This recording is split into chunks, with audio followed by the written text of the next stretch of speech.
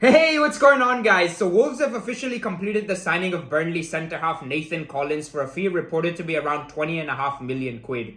As far as I'm concerned, he'll go on to be sold for triple or even quadruple that amount, and I'll shortly be explaining why. He joins on a 5-year deal with the option of a further 12 months and becomes Bruno Lage's first senior signing of the summer and is expected to join his new side on their pre-season trip to Spain.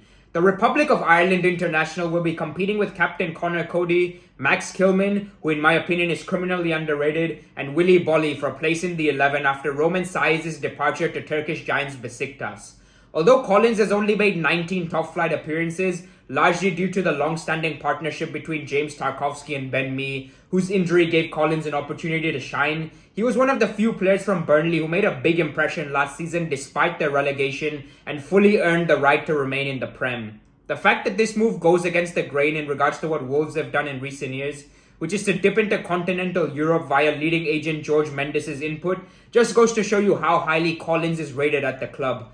As per the extremely reliable Steve Madley, an unnamed top 6 side expressed late interest in bringing Collins in, which if I had to hazard a guess is likely to be my own club Man United, who wanted to sign this lad as well as Dayo Upamecano as teenagers, but have instead ended up with Harry Maguire. In regards to his style of play, first and foremost, the guy is built like a fucking mountain. Standing at 6'4", he thrives in aerial duels thanks to his big frame and is strong in the tackle. He's played much of his recent football on the right side of a central defensive duo, but also has experience of playing both in the centre as well as on the right of a 3-man back line. The type of versatility which will leave Bruno Lage beaming. In fact, Collins even played at right back for Stoke and impressed in that role, so could be an option over there should circumstances deem it necessary. His long legs help him to take big strides while dribbling, which in turn allows him to carry the ball up the pitch over large distances with seemingly little effort.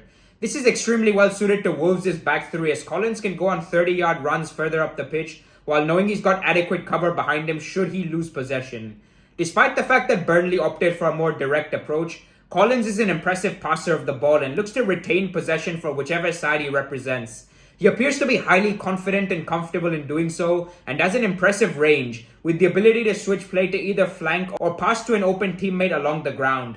In addition, he's got fantastic positioning for someone so young, and this reading of the game sees him make numerous blocks and interceptions throughout the 90 minutes, which is particularly handy for teams when their backs are against the wall.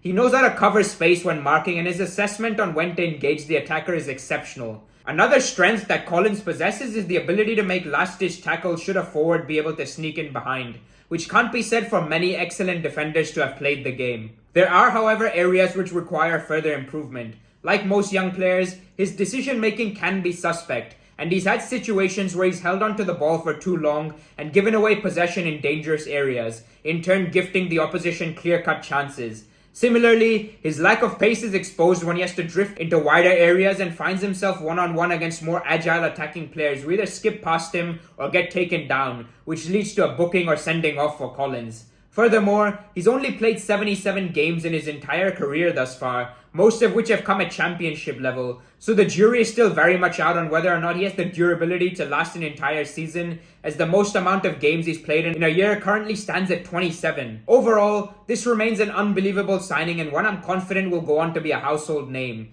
He's already earned 6 Ireland caps and has received glowing feedback on his character from coaches as well as teammates, who depict him as a figure that will be a credit to any dressing room, which is why he became Stoke City's youngest ever captain. He's only going to get better and better with game time and hopefully receives the plaudits he so richly deserves, because as things stand, he's gone slightly under the radar. Cheers for tuning in, guys. I really hope you enjoyed the video. If that is the case, please do consider giving it a like and subscribe for more football related content. From Wolves' perspective, they'll be looking to finish in the top half of the table again. 10th place was probably 2 spots too low. They fell off just a little bit and Brighton and Leicester finished the season strongly. But I really rate Bruno Lage as a manager and they've got a hell of a squad. I'm expecting at least a couple more incomings and I fully back them to improve upon last season. I look forward to hearing your thoughts in the comments below and hope you have a great weekend.